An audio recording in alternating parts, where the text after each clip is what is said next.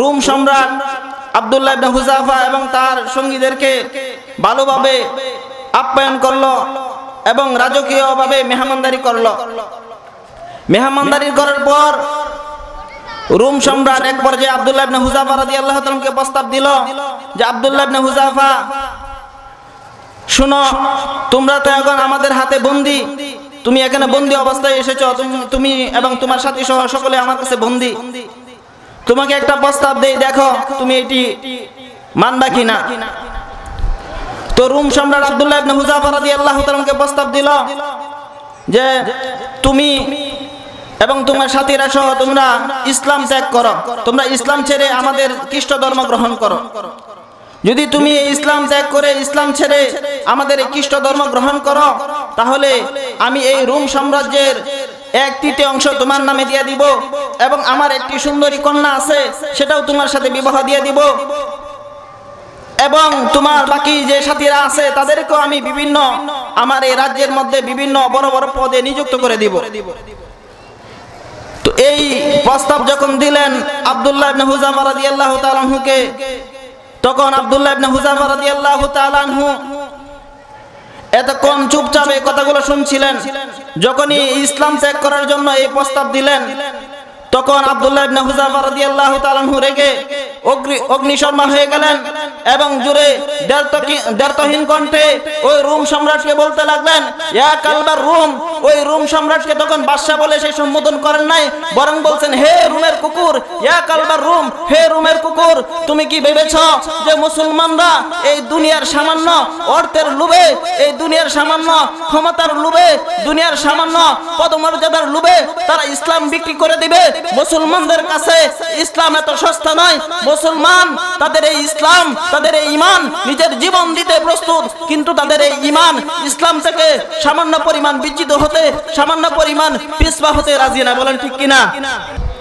আমি আপনাদের সামনে পবিত্র কোরআনে কারীমের যে আয়াতটি তেলাওয়াত করেছি, ওই আয়াতের মধ্যে আল্লাহ পাক রব্বুল আলামিন ঈমানদার বান্দাদের জন্য, মুমিনদের জন্য একটি গুরুত্বপূর্ণ সুসংবাদ দান করেছেন।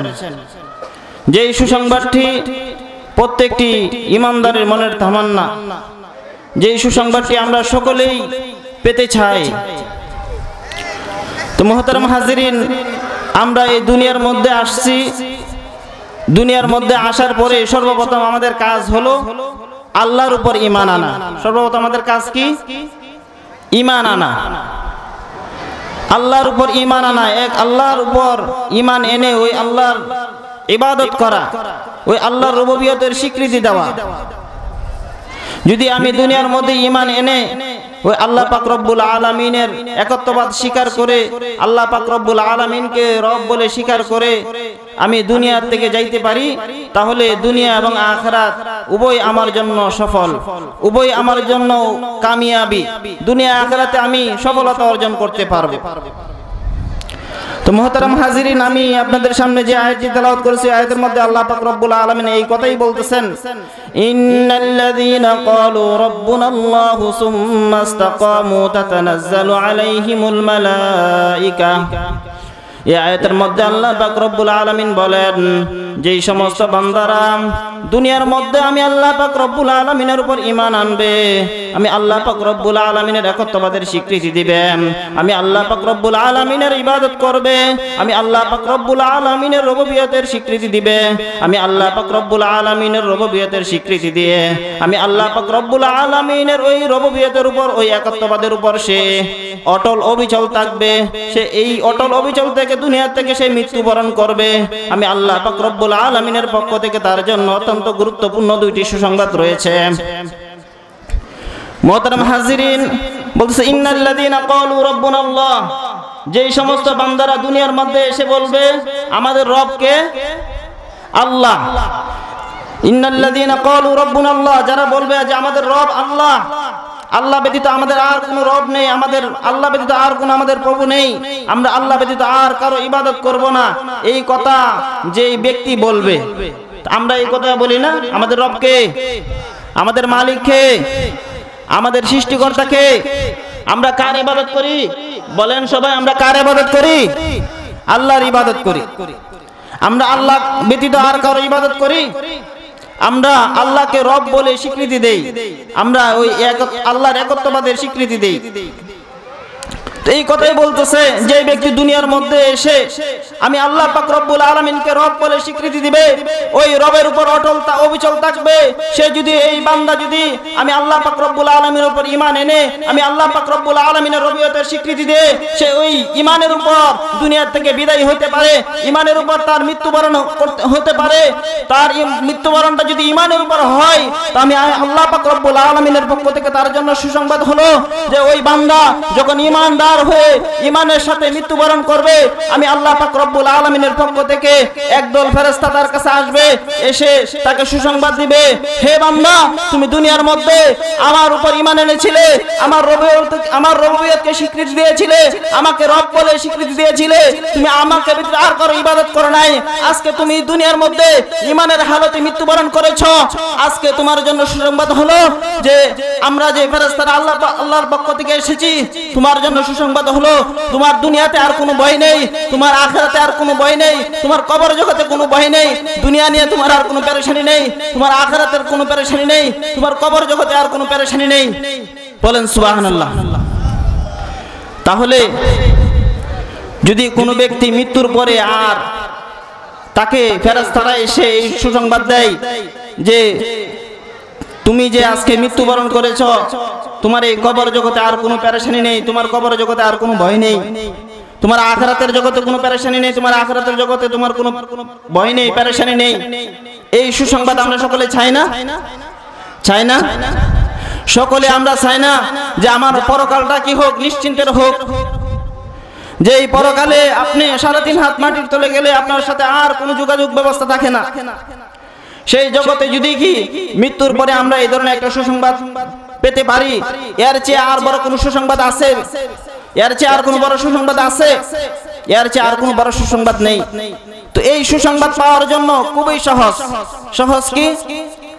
সহজ বলতেছে যে ইন্নাল্লাযীনা ক্বালু রাব্বুনা আল্লাহ সুম্মা ইসতাকামু, যে বলতেছে যারা দুনিয়ার মধ্যে আল্লাহকে রব বলে স্বীকৃতি দিবে, সুম্মা ইসতাকামু, এরপর এই ঈমানের উপর আল্লাহকে রব বলে স্বীকার করে ওই রুবুবিয়তের উপর সে অটল থাকবে, এই অবস্থায় যদি সে মৃত্যুবরণ করতে পারে, তাতানাজ্জালু আলাইহিমুল মালাইকা, ওই ব্যক্তি যখন মৃত্যুবরণ করবে তখন আল্লাহ পাক রব্বুল আলামিনের পক্ষ থেকে একদল ফেরেশতা এসে তাকে বলবে যে আল্লাহ তাখাফু ওয়ালা তাহজানু, হে বান্দা তুমি দুনিয়ার মধ্যে তুমি ঈমানের অবস্থায়, তুমি দুনিয়ার মধ্যে ঈমানের হালতে তুমি মৃত্যুবরণ করেছো, আজকে রবের পক্ষ থেকে তোমার সুসংবাদ হলো যে তোমার দুনিয়া নিয়ে আর কোনো ভয় নেই, তোমার দুনিয়া নিয়ে কোনো পেরেশানি নেই, কবরের জগতে তোমার কোনো পেরেশানি নেই, কবরের জগতে তোমার কোনো ভয় নেই, হাসরের জগতে তোমার কোনো কি নাই, ভয় নাই।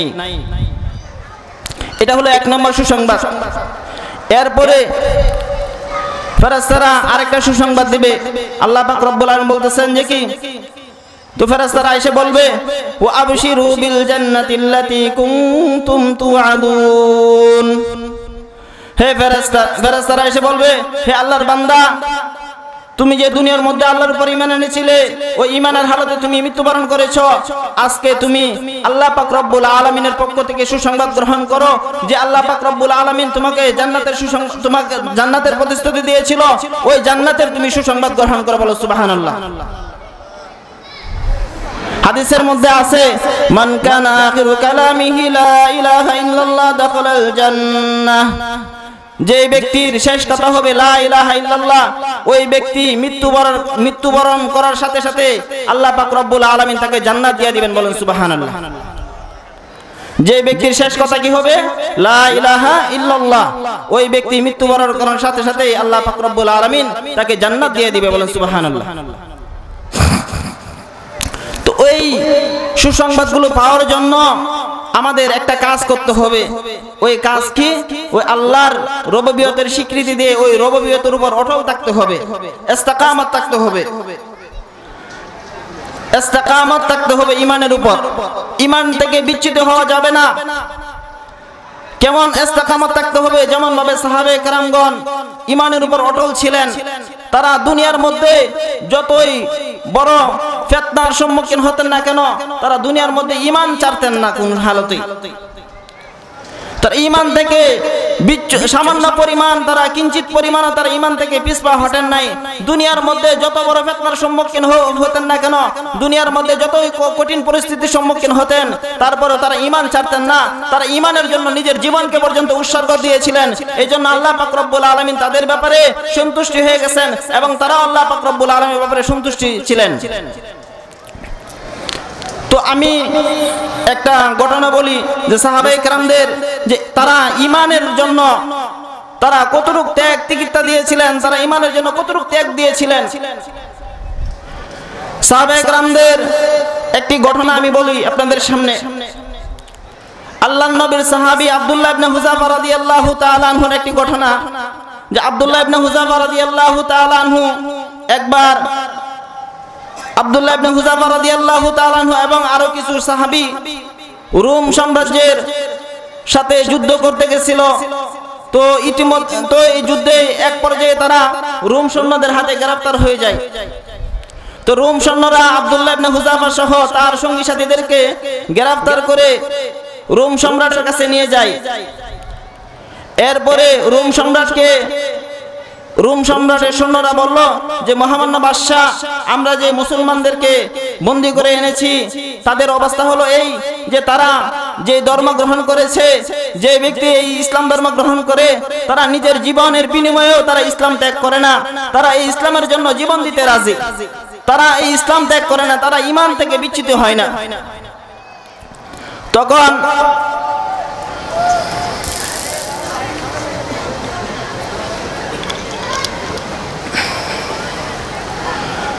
তখন রোম সম্রাট বলল, আচ্ছা তাই নাকি, তাহলে ঠিক আছে তুমি তাদেরকে আমার সামনে নিয়ে আসো। তো রোম সৈন্যরা আব্দুল্লাহ ইবনে হুযাফা সহ তার সাথী সঙ্গীদেরকে রোম সম্রাটের কাছে নিয়ে গেল। নিয়ে যাওয়ার পরে রোম সম্রাট আব্দুল্লাহ ইবনে হুযাফা এবং তার সঙ্গীদেরকে ভালোভাবে আপ্যায়ন করলো এবং রাজকীয়ভাবে মেহমানদারি করলো। মেহমানদারি করার পর রোম সম্রাট এক পর্যায়ে আব্দুল্লাহ ইবনে হুযাফা রাদিয়াল্লাহু তাআলাকে প্রস্তাব দিল যে আব্দুল্লাহ ইবনে হুযাফা, শুনো, তোমরা তো এখন আমাদের হাতে বন্দী, তুমি এখানে বন্দী অবস্থায় এসেছো, তুমি এবং তোমার সাথী সহ সকলে আমার কাছে বন্দী। তোমাকে একটা প্রস্তাব দেই, দেখো তুমি এটি মানবা কিনা।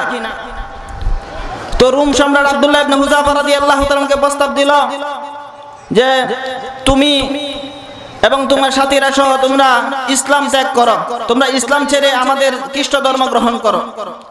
যদি তুমি ইসলাম ত্যাগ করে ইসলাম ছেড়ে আমাদের খ্রিস্ট ধর্ম গ্রহণ করো, তাহলে আমি এই রোম সাম্রাজ্যের 1/3 অংশ তোমার নামে দিয়ে দিব এবং আমার একটি সুন্দরী কন্যা আছে সেটাও তোমার সাথে বিবাহ দিয়ে দিব, এবং তোমার বাকি যে সাথীরা আছে তাদেরকেও আমি বিভিন্ন আমার এই রাজ্যের মধ্যে বিভিন্ন বড় বড় পদে নিযুক্ত করে দিব। তো এই প্রস্তাব যখন দিলেন আব্দুল্লাহ ইবনে হুযাফা রাদিয়াল্লাহু তাআলা আনহুকে, তখন আব্দুল্লাহ ইবনে হুযাফা রাদিয়াল্লাহু তাআলা আনহু এতক্ষণ চুপচাপ এই কথাগুলো শুনছিলেন। যখনই ইসলাম ত্যাগ করার জন্য এই প্রস্তাব দিলেন, তখন আব্দুল্লাহ ইবনে হুযাফা রাদিয়াল্লাহু তাআলা আনহু রেগে অগ্নিশর্মা হয়ে গেলেন এবং জোরে দ্ব্যর্থহীন কণ্ঠে ওই রোম সম্রাটকে বলতে লাগলেন, ইয়া কালবার রোম।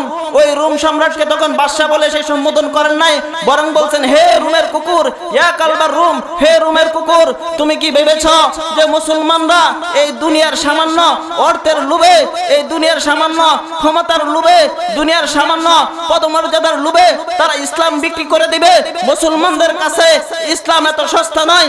মুসলমান তাদের এই ইসলাম, তাদের এই ঈমান নিজের জীবন দিতে প্রস্তুত, কিন্তু তাদের এই ঈমান ইসলাম থেকে সামান্য পরিমাণ বিচ্যুত হতে, সামান্য পরিমাণ পিছপা হতে রাজি না। বলেন ঠিক কিনা? এই ছিল সাহাবায়ে কেরামগণের ঈমানের উপর অটল অবিচলতা। তারা নিজের জীবন যাইতে রাজি, কিন্তু তারা ঈমান থেকে পিছপা হতে রাজি না। তো এরপরে বাদশা বলল, আচ্ছা ঠিক আছে, তোমাদেরকে এতক্ষণ লোভ লালসা দিয়ে চাইলাম যে তোমরা ঈমান থেকে সরে আসো কিনা, ইসলাম থেকে সরে আসো কিনা, তোমরা লোভ লালসায় পড়ে ইসলাম ছাড়ো নাই, ঠিক আছে, এখন তোমাদেরকে টাইট দিয়ে দেখি। বাদশাহ মনে মনে কি করলেন, চিন্তা করলেন ঠিক আছে এখন তাদেরকে একটু কি দেখি, টাইট দিয়ে দেখি তাদেরকে ইসলাম থেকে সরানো যায় কিনা।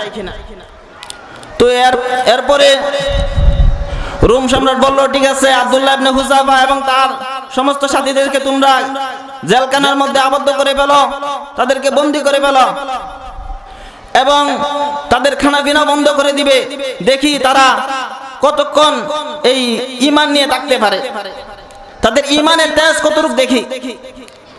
তো বাদশাহ তাদের ঈমানের পরীক্ষা করতেছিলেন। তো ঈমানের পরীক্ষা করতে গিয়ে প্রথমে লোভ দেখাইলেন, কাজ হলো না। এরপরে এখন চিন্তা করলেন যে কি একটু টাইট দিয়ে দেখি কাজ হয় কিনা।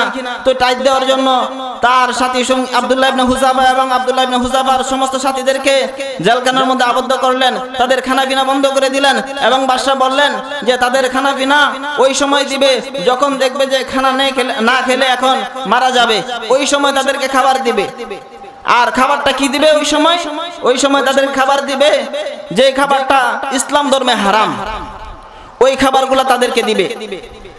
তো এরকম ভাবে আব্দুল্লাহ ইবনে হুযাফা এবং তার সাথী সঙ্গীদেরকে জেলখানার মধ্যে বন্দী করে রাখলো, তাদের খাবার দাবার বন্ধ করে দেওয়া হলো। 2-3 দিন পরে যখন কি দেখতেছে যে তারা যদি এখন না খায় তখন মারা যাবে, এই পরিস্থিতি যখন দেখলো যে বাদশার লোকেরা, তখন তারা বাদশার কাছে এসে বলল যে মহামান্য বাদশা, ওই কয়েদিগুলোকে যদি আমরা এখন খাবার না দেই তাহলে তো তারা এখন মারা যাবে। তখন বাদশা বলল ঠিক আছে তুমি তাদেরকে খাবার দাও, হ্যাঁ তবে খাবার দিবা ওই খাবারটা যেটা তাদের ধর্মে হারাম।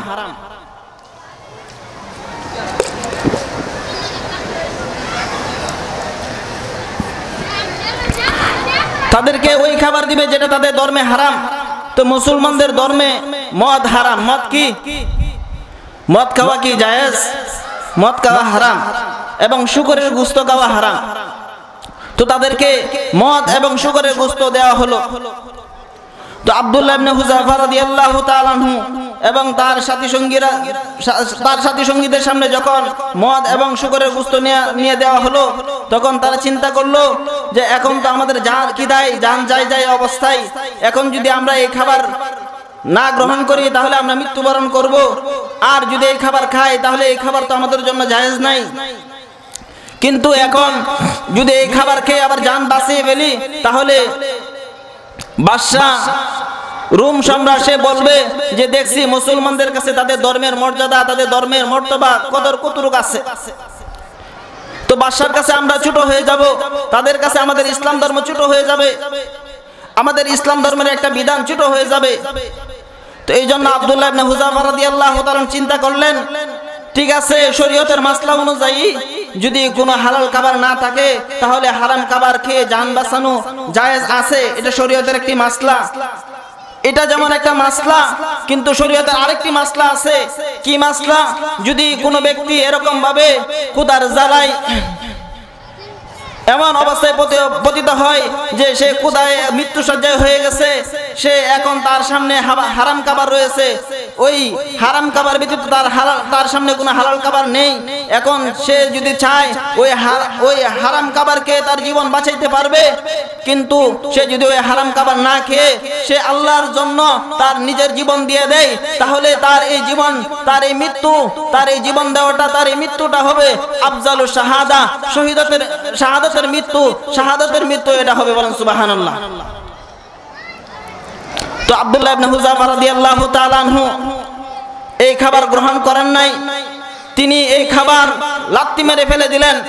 তখন বাদশা বলল তার লোকদেরকে যে তোমরা বলতেছো তাদের জীবন যায় অবস্থায় তারা এখন না খেলে মারা যাবে, কিন্তু এখনো তো দেখি তাদের শরীরে অনেক তেজ, তারা এই খাবার গ্রহণ করে নাই, বরং এই খাবার লাত্তি মেরে ফেলে দিছে। তারা তাদের ধর্মের এই হারাম খাবার তারা ভক্ষণ করে নাই, তারা এই খাবার লাত্তি মেরে ফেলে দিয়েছে। তো এটা মূলত শরীরের তেজ ছিল না, এই তেজ ছিল রুহানি তেজ, এই তেজ ছিল ইসলামের তেজ, এই তেজ ছিল আল্লাহর দেওয়া তেজ। এটা ঈমানি শক্তি, এটা কোনো রুহানি শারীরিক শক্তি নয়, এটা আধ্যাত্মিক শক্তি। এই শক্তি একমাত্র ঈমানদারেরাই বোঝে। বলেন ঠিক কিনা? তো আব্দুল্লাহ ইবনে হুযাফা এবং তার সঙ্গী সাথীরা এই খাবার গ্রহণ করে না, এই খাবার তারা লাত্তি মেরে ফেলে দিয়েছে। তখন বাদশা তাদেরকে আবার ডাকলো, ডাকে বলল, আব্দুল্লাহ ইবনে হুযাফা, তোমাদেরকে আমি দুইভাবে চেষ্টা করেছি। প্রথমবার লোভ দেখে চেষ্টা করেছি ইসলাম থেকে সরানোর জন্য, তোমরা সরো নাই। এখন জেলখানায় বন্দি করে খাবার দাবার বন্ধ করে দিয়ে তোমাদেরকে চেষ্টা করেছি ঈমান থেকে সরানোর জন্য, তোমরা সরো নাই। কিন্তু এখন ফাইনাল খেলা, এখন তোমাদের সাথে আমার ফাইনাল সমাধান হবে। হয়তো তোমরা কি করবে, ইসলাম ত্যাগ করবে, আর না হয় তোমাদের এক এক করে সকলকেই মৃত্যুদণ্ড দেওয়া হবে। তো আব্দুল্লাহ ইবনে হুযাফা এবং তার সঙ্গীদেরকে মৃত্যুদণ্ড দেওয়ার জন্য বাদশা তার লোকদেরকে বললেন যে তোমরা বড় বড় কড়াইয়ের মধ্যে তেল গরম করো। তো বাদশার কথা অনুযায়ী বড় বড় কড়াইয়ের মধ্যে এরকম তেল গরম করা হলো। আব্দুল্লাহ ইবনে হুযাফা এবং তার সঙ্গীদেরকে ওই গরম তেলের সামনে, ওই গরম পাতিলের সামনে নিয়ে যাওয়া হলো। নিয়ে গিয়ে বলল, দেখো এখনো সুযোগ আছে, যদি তুমি ইসলাম ছেড়ে আমাদের ধর্ম গ্রহণ করো তাহলে তোমাকে পূর্বে যে আমি যে অফার দিয়েছিলাম ওই অফার তোমার জন্য এখনো বহাল আছে। তুমি চাইলে তুমি এখনো ইসলাম ছেড়ে আমাদের ধর্ম গ্রহণ করতে পারো, তাহলে আমি তোমার আগের কথা মতন তোমাকে আমার দেশের 1/3 লিখে দিব এবং তোমাদেরকে বড় বড় পদে আমি নিয়োজিত করে দিব। আর যদি ইসলাম না ছাড়ো তাহলে এখন এই যে ফাইনাল খেলা, তোমাদের এক এক করে সকলকে এই গরম তেলে ছাড়া হবে, আর ছাড়ার সাথে সাথে তোমাদের মৃত্যুবরণ হবে।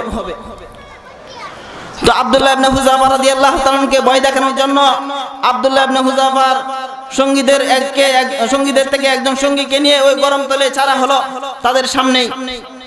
ছাড়ার সাথে সাথে ওই ব্যক্তি শাহাদাত বরণ করলো।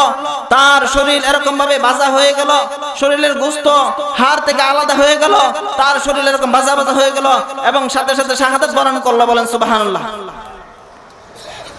তো আব্দুল্লাহ ইবনে হুযাফা রাদিয়াল্লাহু তাআলাকে বলতেছে যে বাদশা বলতেছে আব্দুল্লাহ ইবনে হুযাফাকে যে এখন তোমার ফালা, যদি তুমি এখনো ইসলাম না ছাড়ো তাহলে এখন তোমাকে এই তেলের মধ্যে নিক্ষিপ্ত করা হবে। আব্দুল্লাহ ইবনে হুযাফা রাদিয়াল্লাহু তাআলা আনহু নিশ্চুপ হয়ে রইলেন। বাদশা আব্দুল্লাহ ইবনে হুযাফার দিকে তাকিয়ে রইলেন, দেখতেছেন যে তার মনোভাব চেঞ্জ হয় কিনা, তার সিদ্ধান্ত চেঞ্জ করে কিনা। কিন্তু আব্দুল্লাহ ইবনে হুযাফা রাদিয়াল্লাহু তাআলা নিশ্চুপ রইলেন। তো আব্দুল্লাহ ইবনে হুযাফা রাদিয়াল্লাহু তাআলা আনহুকে ধরে যখন ওই কড়াইয়ের মধ্যে নিক্ষিপ্ত করার জন্য নিয়ে যাওয়া হচ্ছিল, তখন আব্দুল্লাহ ইবনে হুযাফা রাদিয়াল্লাহু তাআলা আনহুর চোখ দিয়ে পানি পড়তেছিল। বাদশা এই দৃশ্য দেখে ভাবতেছে মনে হয় যে আব্দুল্লাহ ইবনে হুযাফা মনে হয় এখন মৃত্যুর ভয়, এখন মনে হয় তার অন্তরে এসেছে, এখন মনে হয় সে মৃত্যুর ভয়ে কাঁদতেছে। তখন বাদশা বলল যে রাখো, নিয়ে আসো এদিকে, দেখি কান্না করতেছে কেন দেখি। তো আব্দুল্লাহ ইবনে হুযাফা রাদিয়াল্লাহু তাআলাকে বাদশার সামনে নিয়ে যাওয়া হলো। তো বাদশা বলল যে এখন তো তোমার মৃত্যুর ভয় আসছে, তুমি কান্না করতেছো, তো এখন হইলেও কি করো, তুমি ইসলাম ছেড়ে দাও, আমাদের ধর্ম গ্রহণ করো, তোমার জন্য পূর্বের অফার রয়ে গেছে। তো আব্দুল্লাহ ইবনে হুযাফা রাদিয়াল্লাহু তাআলা আনহু এতক্ষণ নিশ্চুপ ছিলেন। তো এখন সে মাথা উপরের দিকে তুলে বাদশাকে বলতেছে যে বাদশা, তুমি কি ভাবছো যে মুসলমানরা এই তোমার এই মৃত্যুর ভয়ে কান্না করবে? মুসলমানরা মৃত্যুর ভয়ে কান্না করে না, মুসলমানরা মৃত্যুকে ভয় পায় না। মুসলমানরা মনে করে দুনিয়ার মধ্যে যতদিন বেঁচে থাকি ততদিন ভেজাল, দুনিয়া থেকে বিদায় হয়ে গেলেই পরকালে আমাদের জন্য জান্নাত। বলেন ঠিক কিনা? তো আব্দুল্লাহ ইবনে হুযাফা রাদিয়াল্লাহু তাআলা বলতেছে যে তুমি কি মনে করছো আমি মৃত্যুর ভয়ে কান্না করতেছি? তো বাদশা বলল, তো কান্না করতেছ না তাহলে চোখে পানি কেন? তখন আব্দুল্লাহ ইবনে হুযাফা রাদিয়াল্লাহু তাআলা বললেন, হে বাদশা, তুমি আমার এই চোখের পানি ভাবছো কি তোমাকে দেখানোর জন্য, এই দুনিয়ার মানুষকে দেখানোর জন্য? এই আব্দুল্লাহ ইবনে হুযাফা এই চোখের পানি তোমাকে দেখানোর জন্য না, দুনিয়ার কোনো মানুষকে দেখানোর জন্য না, বরং আমি এই চোখের পানি আমি আল্লাহকে দেখাইতেছি। আমি আল্লাহ পাক রব্বুল আলামিনের দরবারে কান্নাকাটি করে এই কথা বলতেছি যে আল্লাহ, তোমার দিনের পরীক্ষার জন্য তুমি আমাকে একটা জীবন দিছো, তুমি ভাবতেছো যে এই চোখের পানি তোমাকে দেখানোর জন্য, এই চোখের পানি তোমাকে দেখানোর জন্য না, বরং আমি এই চোখের পানি আমি আল্লাহকে দেখানোর জন্য। আমি আল্লাহকে বলতেছি, হে আল্লাহ, তুমি আমাকে জীবন দিছো মাত্র একটা, আর এই একটা জীবন দিয়ে আমি তোমার দিনকে, তোমার ধর্মকে, তোমাকে এবং তোমার দিনকে কতটুকু ভালোবাসি এটা আমি কিভাবে বুঝাবো? তুমি যদি আমাকে 1000 জীবন দিতে, আমি প্রত্যেকটা জীবনই তোমার জন্য, তোমার দিনের জন্য আমি উৎসর্গ করে দিতাম। বলেন সুবহানাল্লাহ। এই ছিল তাদের জীবনে, তাদের ঈমানি দীপ্ত জীবন, এই ছিল তাদের ঈমানি তেজ। তারা ঈমানের জন্য নিজের জীবন দিতে প্রস্তুত ছিলেন, তা আল্লাহর জন্য, ঈমানের জন্য, দ্বীনের জন্য নিজের জীবন দিতে সদা সর্বদা প্রস্তুত ছিলেন। তো যখন দেখলেন যে বাদশা দেখলেন যে না, কোনোভাবেই তো তাদেরকে ঈমান থেকে সরানো যাচ্ছে না, তখন আব্দুল্লাহ ইবনে হুযাফা রাদিয়াল্লাহু তাআলা কে বললেন, আচ্ছা ঠিক আছে, তোমাদেরকে তো কোনোভাবেই কি করতে পারি নাই, ঈমান থেকে সরাইতে পারি নাই, লাস্ট একটা সুযোগ দেখো, তুমি এটা তোমার পছন্দ হয় কিনা। কই কি সুযোগ? সুযোগ হলো তুমি শুধু আমার কপালে কি করবে, একটু চুম্বন করবে, আর এই চুম্বনের বদলতে আমি তোমাকে কি করব, ছেড়ে দিব। তখন আব্দুল্লাহ ইবনে হুযাফা রাদিয়াল্লাহু তাআলা বললেন যে শুধু কি আমাকে ছেড়ে দিবেন, নাকি না আমার সাথী সঙ্গী যারা আছে তাদেরকে সকলকে ছেড়ে দিবেন? বলতেছে যে না, সকলকে ছেড়ে দিব, তুমি যাকে বলবে তাকে ছেড়ে দিব। তখন আব্দুল্লাহ ইবনে হুযাফা রাদিয়াল্লাহু তাআলা ভাবলেন যে আল্লাহ পাক রব্বুল আলামিনের পক্ষ থেকে নুসরত এসেছে, আল্লাহ পাক রব্বুল আলামিনের পক্ষ থেকে সাহায্য এসেছে, আল্লাহ পাক রব্বুল আলামিনের দ্বীনের জন্য, আল্লাহ পাক রব্বুল আলামিনের জন্য যেহেতু আমি কি ছিলাম, নিজের জীবন দিতে প্রস্তুত ছিলাম, আমি ঈমানের উপর অটল ছিলাম, আজকে এখন আল্লাহ পাক রব্বুল আলামিন আমাকে সহায়তা করেছেন, আমার সামনে আল্লাহ পাক রব্বুল আলামিন এক বেদিনের মাথাকে ঝুঁকিয়ে দিয়েছেন। বলেন ঠিক কিনা? ওই আব্দুল্লাহ ইবনে হুযাফা যদি বাদশার কপালে চুম্বন দিতে, বাদশার কপাল নিচে নামাইতে হবে না? তো দেখেন একজন ইমাম মাতা এই ইমানদারের সামনে নয়তে বাধ্য করেছেন। বলেন ঠিক কিনা? তো ঈমানের উপর অটল অবিচল যদি থাকতে পারি, তাহলে আমাদের জন্য কি রয়েছে পরকালে? জান্নাত। হাদিসের মধ্যে আছে কি, যে ব্যক্তি ঈমানের হালতে মারা যাবে, তার মৃত্যুর সাথে সাথে আল্লাহ পাক রব্বুল আলামিন তার জন্য কি রাখবেন? জান্নাত রাখবেন, তার জন্য জান্নাতের সুসংবাদ। আমরা সকলে জান্নাতে যাইতে চাই না? আল্লাহ পাক রব্বুল আলামিন আমাদের সকলকে ঈমানের উপর অটল অবিচল থাকার তৌফিক দান করুন। সকলে বলেন আমিন। আমাদেরকে সকলকে যেন ঈমানের হালতে দুনিয়া থেকে যাইতে পারি, সবাই বলেন আমিন। ওমা তৌফিক ইল্লা বিল্লাহ।